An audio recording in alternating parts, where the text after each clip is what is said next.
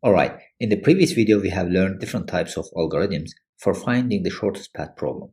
Now with this lecture we will start a new topic, which is minimum spanning tree. So what is minimum spanning tree? By definition, a minimum spanning tree is a subset of edges connected, weighted and undirected graph which connects all vertices together and there is no cycle and the total edge is minimum. So let's make this definition clear using a real-life example.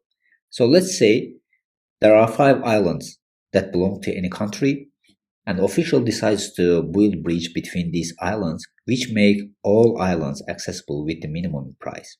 So here you see that the cost of bridge between these islands. So by solving this problem using a minimum spanning tree, we will find a subgraph which connects all islands with a minimum price.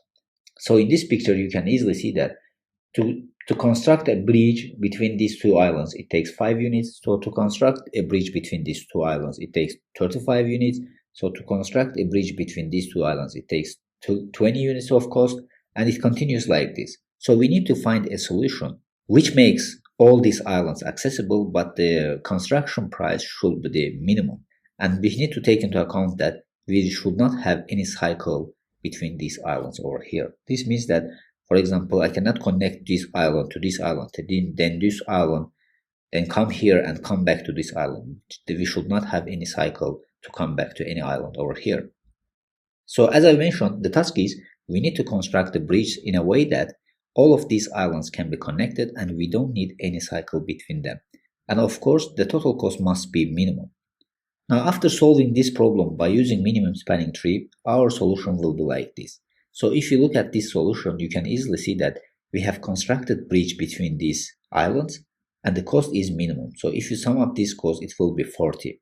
And you see that there is no cycle between these islands. So I cannot go from this island to any other island and come back to this island because there is no cycle between them. So you can go with the same way and come back with the same way. So how did we get this solution? We will discuss it in the next lectures. You will see that how the logic behind the minimum spanning works. But here you just need to be very careful not to mix this solution with a single source path problem. Many people get confused about these two problems. So to see the difference between them, let's see the same problem solution with a single source short path problem. So here we have the problem over here. This is the solution from minimum spanning tree and this is solution from single source short path. So here, in case of minimum spanning tree, we are not taking any island as a source island and we are not finding the minimum path from any of this island. But in case of single source short path problem, we are taking one island as a source and then we are finding the cheapest way from this island. So in this case, we have taken this first island as a source. So you see that in our problem, for example, from this island to this island, we can go directly in a 35 of units of cost. But if we go through, for example, this island, it becomes 25. So that's why we have taken 25 over here. But in this case, we have taken 10 because here we are not taking in a source island, just we are finding the minimum cost. So if we sum up this cost in case of single source short path problem, it will be 50, but in case of minimum spanning tree, it is 40. So this means that minimum spanning tree finds the cheapest way that connects all vertices.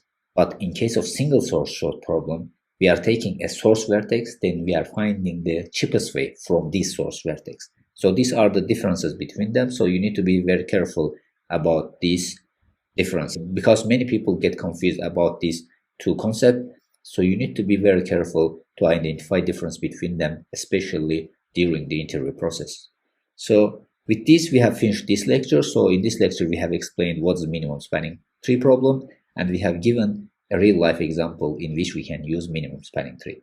Now, in the next lecture, we will talk about disjoint set, which will be very helpful to solve minimum spanning tree problem.